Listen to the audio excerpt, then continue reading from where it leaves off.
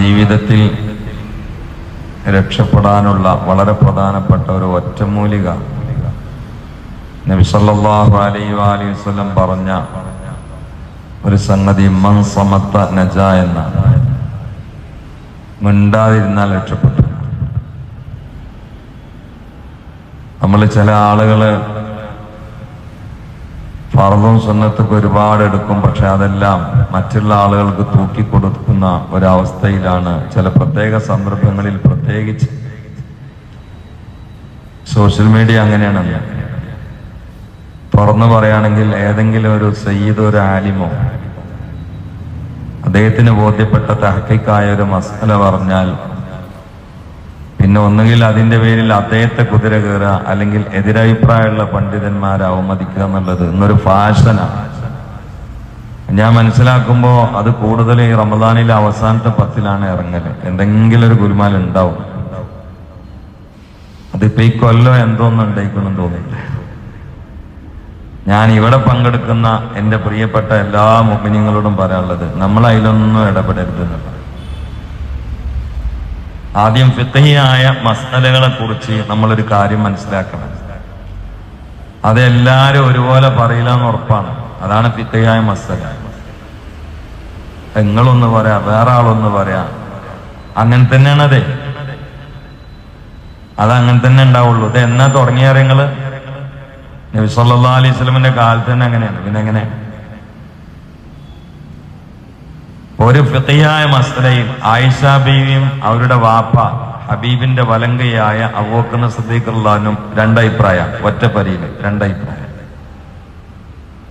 ത്വലാഖ് ചെല്ലപ്പെട്ട പെണ്ണിന്റെ ഇദ്ദ എത്രയാ? അത് ആയിഷ ബീവിയുടെ അഭിപ്രായമല്ല, സിദ്ദീഖ് തങ്ങൾക്കുള്ളത്. രണ്ടഭിപ്രായം. രണ്ടാളും സ്വർഗത്തിലാണ്. രണ്ടാള് പറഞ്ഞത് ശരിയാണ്. ഇതെന്നാണ്ട് പഠിച്ച വിഷയം കഴിഞ്ഞു. പിന്നെ നമ്മൾ ആരും പരിഹസിക്കാൻ പോവില്ല.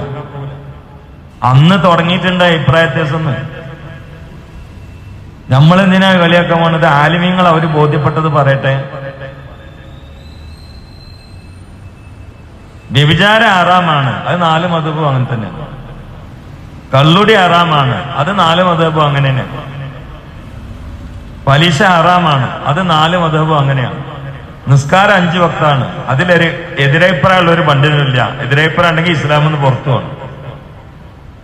പക്ഷെ ഒദുവിന്റെ വിഷയത്തിൽ അഭിപ്രായ വ്യത്യാസമുണ്ട്. ഒദു വേണോ വേണ്ട എന്നുള്ളതല്ല, എങ്ങനെയാന്നുള്ള വിഷയത്തിൽ. സുന്നത്ത് നിസ്കാര വിഷയങ്ങളിൽ അഭിപ്രായ വ്യത്യാസമുണ്ട്. അപ്പൊ അതൊന്നും നമ്മൾ കളിയാക്കാൻ കാരണമാക്കരുത്. അതായത് എന്റെ ചെറുപ്പക്കാരോടെ പറയുന്നത്, ഞാൻ റസൂലുള്ളാഹിന്റെ കാലത്ത് സംഭവിച്ചൊരു കാര്യം പറയാം. ഒരു ചെറുപ്പക്കാരനല്ല, ഒരു മധ്യവയസ്കൻ അയാളെ ഭാര്യനോട് പറഞ്ഞു, അള്ളാനെ നേര് ഞാൻ എന്നെ ഹീലിൽ ഇഞ്ഞ് തൊടൂലെന്ന് പറഞ്ഞു. അത് അന്നത്തെ ഒരു പ്രയോഗ. ഹീൻ എന്നെ ഞാൻ ഇനി ഹീലില് തൊടൂലാറ്. ദേഷ്യം പിടിച്ച് പറഞ്ഞാണ്. പറഞ്ഞതിന് ശേഷമാണ് ഒപ്പരിങ്ങനെ നിന്ദിച്ച് ഇനിയിപ്പോ എന്നാ തൊടാൻ പറ്റുക. അബദ്ധത്തിൽ പറഞ്ഞു പോണാണ്, ദേഷ്യമല്ല. ഈ പ്രസാരം ഇളകിയിട്ട് എന്തൊക്കെയാ പറയാന്നൊന്നുമില്ല. ഞാൻ പറഞ്ഞാണ്. ആകെ കുഴങ്ങി. തൊടണമെന്നുണ്ട്, പക്ഷത്തിങ്ങനെ പറഞ്ഞു വെച്ചും ചെയ്ത് ഹീലില് തൊടൂലാന്ന്. മുത്തഅല്ലിമീങ്ങള് 35 ആള് കുറവുണ്ട് സാസില്. എന്നാലും വേറെ ഉള്ളവരൊന്നും ചോർന്നിട്ടില്ല. ഒരു 35 ആള് ഇപ്പൊ ഈ ഹാളില് കുറവുണ്ട്. കാരണം കുട്ടികളൊക്കെ ലീവ് പറഞ്ഞ് പോയതാണ്. അവര് 4 ദിവസം കഴിഞ്ഞാൽ വരും. മറ്റുള്ള ദർസിൽ പോണവര് ഒന്നായിട്ടാണ്ട് പോകില്ല. ആ പിടുത്തത്തിന്ന് വിടൂല. ഞാൻ ഈ ചീത്തറിനും തള്ളണം നിങ്ങൾ നോക്കണ്ട, ഓല് എന്നെ പിരിഞ്ഞു പോകില്ല.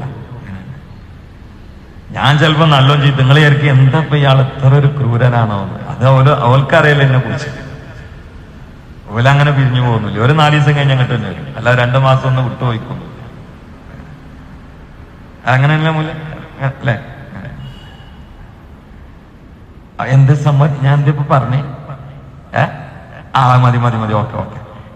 ഇതൊന്ന് മനസ്സിലാക്കണം കേട്ടോ. എന്നിട്ട് നമ്മള് ഫിത്നയിൽ നിന്ന് നമ്മള് മാറിക്കണം, നമ്മള് തടി കഴിച്ചിലാക്കണം. അതിന് വേണ്ടിയിട്ട് ഇത് പറഞ്ഞു തന്നെ. അതിന്റെ ഒരു കടമയല്ല. അതാണ് സമയത്തൊന്ന് ഇടപെടുക എന്നുള്ളത്. അപ്പൊ ഇയാള് ദേഷ്യം പിടിച്ചിട്ട് പറഞ്ഞു, ഇന്നെ ഹീലിൽ ഞാൻ തൊടൂല. ആൾക്ക് ആകെ പ്രശ്നം. ഇനിയിപ്പോ എപ്പോഴാ തൊടുക അത് പറയാനാണെങ്കിൽ പറയും ചെയ്ത് നേരെ ഈ മസ്അല അറിയാൻ വേണ്ടിയിട്ട് അബൂബക്കർ സിദ്ദീഖ് അങ്ങെടുത്തു റളിയല്ലാഹു അൻഹു. ഞാൻ എന്റെ പെണ്ണുങ്ങളോട് സിദ്ദീഖ് എന്നവരെ ഹീലിൽ തൊടൂല എന്ന് പറഞ്ഞ് എന്താ അതിന്റെ മസ്അല എന്ന് വെച്ച് ജീവിതത്തിന്റെ അവസാനം വരെ തൊടാൻ പാടില്ല. അതാണ് അതിന്റെ മസാല. ഇത് ആരാ പറഞ്ഞേ? അബൂബക്കർ സിദ്ദീഖ്. സ്വർഗ ഓൽക്കാണ്. ഇയാൾ ആകെ ടെൻഷനായി. കാരണം നമ്മളെ പെണ്ണുങ്ങൾ പുറത്തുനിന്ന് പോവാന്ന് പറഞ്ഞാൽ ആർക്കാ ഇഷ്ടം ഉണ്ടാകുക? പറയാനാണെങ്കിൽ പറഞ്ഞു ചെയ്തു. എന്തെങ്കിലും ഒരു മാറ്റം ഉണ്ടോന്ന് അറിയാൻ വേണ്ടിയിട്ട് നേരെ അമീറുൽ മുഅ്മിനീൻ ഉമർ ഖത്താബിനെടുത്തു. ഖത്താബിനോട് പറഞ്ഞു, ഞാൻ എന്റെ പെണ്ണുങ്ങൾ നോക്കിയിട്ട് ഹീലിന് തൊടൂലെന്ന് പറഞ്ഞിട്ടുണ്ട്, എന്താ അതിന്റെ മസല എന്ന് വെച്ചു. 40 കൊല്ലം തൊടാൻ പാടില്ല, പിന്നെ തൊടാം. എങ്ങനെയുണ്ട്? സിദ്ദീഖ് എന്നവരെന്താ പറഞ്ഞേ? ജീവിതാന്ത്യം വരെ തൊടാൻ പാടില്ല. അതേ ചോദ്യത്തിന് ഉമർ ഖത്താബ് പറഞ്ഞ മറുപടി 40 കൊല്ലം കഴിഞ്ഞാൽ തൊടാം, പിന്നെ തൊടാൻ പാടില്ല. അപ്പൊ ഇയാളെങ്ങനെ ചിന്തിച്ചു? ഇപ്പൊ തന്നെ വയസ്സ് 10 ആയി, ഇനി 40 കൊല്ലം കഴിഞ്ഞിട്ട് എവിടേക്ക് തൊടാനാ? അപ്പൊ ഇതിങ്ങനെ കുറച്ച് ചുരുങ്ങി കിട്ടിക്കഴിഞ്ഞാൽ അടുത്ത ആളെ കണ്ട ഒന്നും കൂടി ചുരുങ്ങിയാലോ എന്നുള്ളൊരു പ്രതീക്ഷയും ഒരു നേരെ 3ാമത്തെ ആളെ പിടിച്ചു, ഉസ്മാൻ ഇബ്നു അഫ്ഫാൻ. അവിടെ ഇതേ വിഷയം പറഞ്ഞു, ഞാൻ എന്റെ പെണ്ണുങ്ങളെ നോക്കിയിട്ട് ഹീലിന് തൊടൂലെന്ന് പറഞ്ഞിട്ടുണ്ട്, എന്താ മസാല എന്ന് വെച്ച്. ഉസ്മാൻ റളിയല്ലാഹു അൻഹു പറഞ്ഞു, 1 കൊല്ലം തൊടാൻ പാടില്ല, പിന്നെ തൊടാ. നോക്കാ നിങ്ങൾ, ഇത് ഏത് കിതാബിലെന്ന് വെച്ചാൽ ഞാൻ പറഞ്ഞുതരാം. അതിപ്പോ സോഷ്യൽ മീഡിയയിൽ പോകുന്നുണ്ടല്ലോ, ചോദിക്കട്ടെ, ഞാൻ പറഞ്ഞുതരാം. ഇപ്പൊ 3 മറുപടിയാണ്. ഒരാള് പറഞ്ഞ് മരണം വരെ തൊടാൻ പാടില്ല, മറ്റാൾ പറഞ്ഞ് 40 കൊല്ലം കഴിഞ്ഞാൽ തൊടാൻ. ഉസ്മാൻ റളിയല്ലാഹു അൻഹു 1 കൊല്ലം കഴിഞ്ഞാൽ തൊടാൻ. അപ്പൊ ഇയാൾക്കൊരു ചെറിയൊരു ആശ്വാസം, മറ്റാളും കൂടി കണ്ടാലോ. അലിയാരെടുത്ത് പോയിട്ട് ഈ വിഷയം, ഞാൻ ഭാര്യനോട് ഹീലിന് തൊടൂലെന്ന് പറഞ്ഞിട്ടുണ്ട്, എന്താ അവിടുത്തെ മസാല? ഇന്ന് തൊടാൻ പറ്റൂല, നാളെ തൊടാം. മിക്കവാറും 4ാമത്തെ തന്നെ ആയിരിക്കും. അത് ഞാൻ കിതാബ് കണ്ടിട്ടില്ല, എനിക്കിങ്ങനെ തോന്നിയെന്നാ. 30 മിക്കവാറും 4ാമത്തെ തന്നെ ആയിരിക്കും എടുത്തിട്ടുണ്ടാകുക. 4 ആള് പറഞ്ഞത് 4 മസല. ഇതാണ് ഫിഖ്. അന്ന് റസൂലുള്ള ജീവിച്ചിരിക്കുന്ന കാലാണ്, ഭൂമിയിലുള്ള കാലാണ്. വിഷയം തങ്ങളെടുത്തത്. തങ്ങളെ പ്രധാനപ്പെട്ട അനുയായികളിൽ 4 ആള് 4 മറുപടിയാണ് ഒരു ചോദ്യത്തിന് പറഞ്ഞതെന്നാണ്. എല്ലാരും വിളിക്കുന്നു പറഞ്ഞു മുഹമ്മദ് മുസ്തഫ. തീരുമാനം അവിടെ ചെന്നു. 4 ആള് വന്നു. അല്ല, നിങ്ങളോടിപ്പോ 4 ആളോട് ഒരേ വിഷയം ചോദിച്ചിട്ട് 4 മറുപടിയാണല്ലോ പറഞ്ഞു. സിദ്ദീഖ് എന്നവരെ, എന്താ നിങ്ങളെ തെളിവ് എന്ന് വെച്ചു. ഓല് പറഞ്ഞു, എന്റെ തെളിവ് ഖുർആനാണ്. എന്താന്ന് വെച്ചു, ഖുർആനിലൊരു സ്ഥലത്ത് അള്ളാഹു പറഞ്ഞിട്ടുണ്ട്, വമത്തഅനാഹും ഇലാ ഹീൻ, മരണം വരെ എന്നാണ് അവിടെ അർത്ഥം. ആ ഹീനാണ് എനിക്ക് തെളിവ്. അതുകൊണ്ട് ഞാൻ പറഞ്ഞാണ് അവരോട് മരണം വരെ തൊടാൻ പാടില്ല. ഇങ്ങോട്ട് മാറിക്കില്ല. ഉമ്മറേ ഇവിടെ വാ, നിങ്ങളിപ്പോ ഈ 40 കൊല്ലം കഴിഞ്ഞിട്ട് തൊടാറുണ്ടല്ലോ, എന്താ അതിന് തെളിവ്? അത് സൂറത്തുൽ ഇൻസാന്റെ ആദ്യത്തെ ആയത്താണ്. എന്തെന്ന് വെച്ച്, ഹല്ലത്താ അലൽ ഇൻസാനി ഹീനും മിനദ് ദഹരി ലം യകുൻ ശൈഅൻ മദ്കൂറാ. മനുഷ്യന്മാർക്ക് ഒരു അവസ്ഥ ഉണ്ടായിരുന്നു, അന്ന് അവൻ ശൈഅൻ മദ്കൂറല്ല, ഒരു വസ്തു അല്ലായിരുന്നു. അത് ആദം അലൈഹി ഇസ്ലാമിന്റെ ശരീരവും റൂഹും സംയോജിക്കുന്നതിന് മുമ്പ് വെള്ളത്തിൽ ഗ്രസിച്ച് കിടന്നിരുന്ന കാലത്തെ കുറിച്ചാണ് പറയുന്നത്. അത് 40 കൊല്ലം. അപ്പൊ അവിടെ ഹീൻ എന്നതുകൊണ്ട് ഉദ്ദേശിക്കുന്നത് 40 കൊല്ലാണ്. എന്റെ തെളിവ് അതാണ് എന്നാണ് റസൂൽ പറഞ്ഞു. അതുകൊണ്ട് മാറിക്കില്ല. ഉസ്മാനോ ഇങ്ക വാങ്ങ എപ്പോഴേ സൊല്ലക്കൂടാ. അതെ ശരി, തമിഴായി പോയല്ലോ അടിച്ചോന്ന്. സോറി. അപ്പോ ഇങ്ങനൊക്കെ പറയാൻ പറ്റും. എന്താ എന്റെ ആധാരം എന്ന് വെച്ചു. സുബ്ഹാനമൻജല്ല. അപ്പോ ഉസ്മാൻ ഇബ്നു അഫ്ഫാൻ പറഞ്ഞു, മുത്തനബിയെ, എന്റെ ആധാരം ഖുർആനാണ്. എന്തേ ഖുർആനിൽ എവിടെ വെച്ചു? ഖുർആനിൽ ഒരു സ്ഥലത്ത് ലാ ഇലാഹ ഇല്ലല്ലാഹ് ഉപമിച്ചപ്പോ ഒരു മരത്തിനോട് ഉപമിച്ചിട്ടുണ്ട്. ദറബല്ലാഹു മസലൻ കലിമത്തൻ ത്വയ്യിബത്തൻ കശജറത്തിൻ ത്വയ്യിബ അസ്ലുഹാ സാബിത്തുൻ. അതിലിങ്ങനെ പറയുന്നുണ്ട്, തഅതി ഉകുലഹാ കുല്ലഹീ, അതിന്റെ പഴം കുല്ലഹീല് കൊടുക്കും, എല്ലാ കൊല്ലം കൊടുക്കുന്ന അതിന്റെ അർത്ഥം. അതുകൊണ്ടാണ് ഞാൻ 1 കൊല്ലം കഴിഞ്ഞിട്ട് തൊടാന്ന് പറഞ്ഞത്. നിങ്ങളും കൊണ്ട് മാറിക്കില്ല.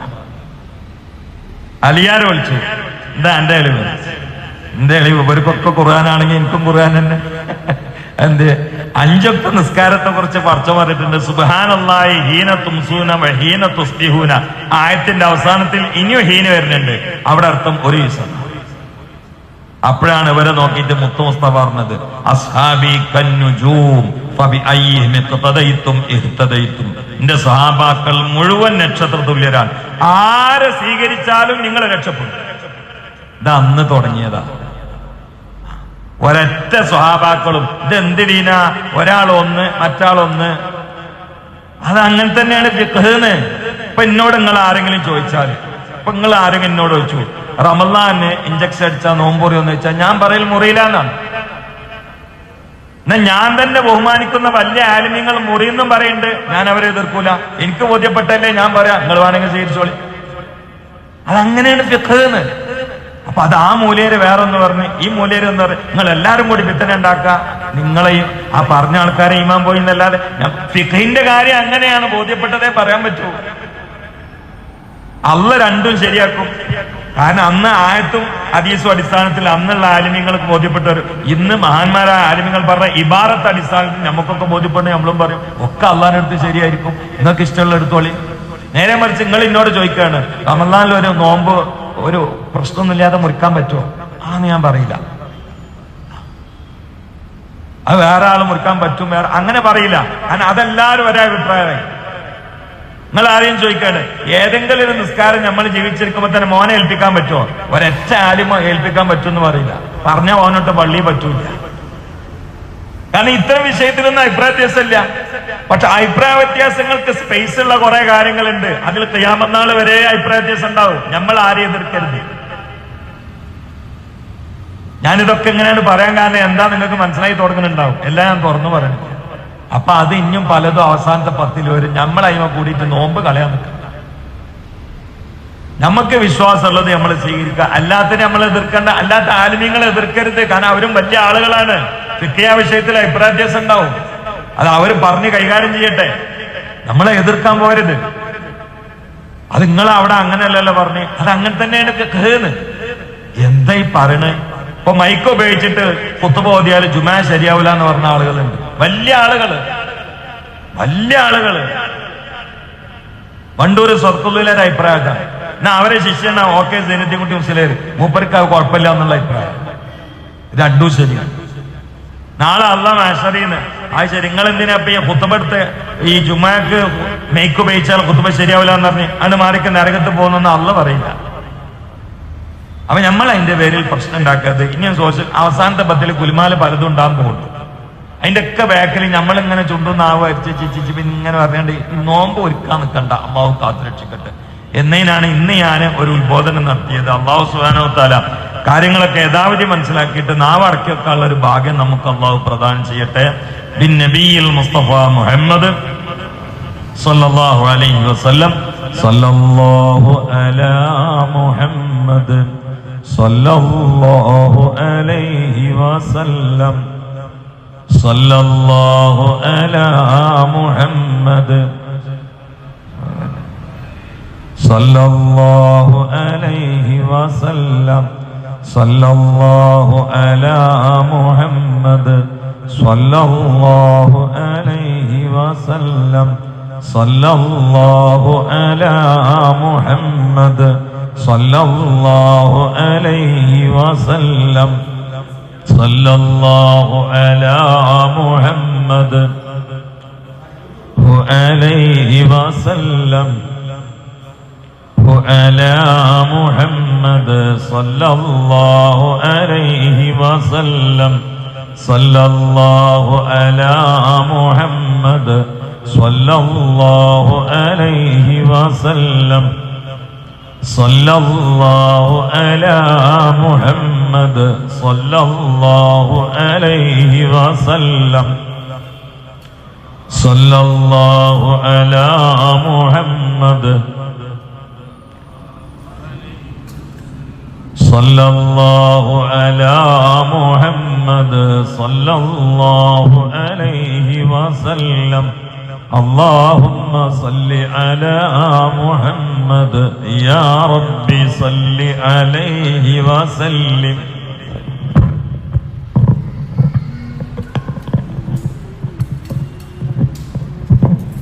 الحمد لله رب العالمين حمدا يوافي نعمه ويكافئ مزيدا.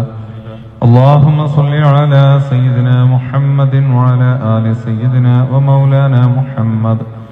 أوصل اللهم ثواب ما صليناه أولا إلى حضرة حبيبنا مصطفى محمد صلى الله عليه وسلم وإلى أرواح جميع الخير كلهم أجمعين لا سيما إلى أرواح من دفنوا حوالينا يا رب العالمين اللهم زدهم شرفا على شرفهم وفضلا على فضلهم وكرامة على كراماتهم اللهم بحقهم وبجاههم اللهم يسر عسيرنا وعسير من أوصانا بالدعاء يا رب العالمين وقض حوائجنا وحوائجهم واشف أمراضنا وأمراضهم وأد ديوننا وديونهم وأصلح أحوالنا أحوالهم اللهم بارك لنا في جميع أمورنا لا سيما في تعلمنا وفي تعليمنا وفي سائر معاملاتنا بركة تامة كما باركت على عبادك الصالحين اللهم انصر أمة سيدنا محمد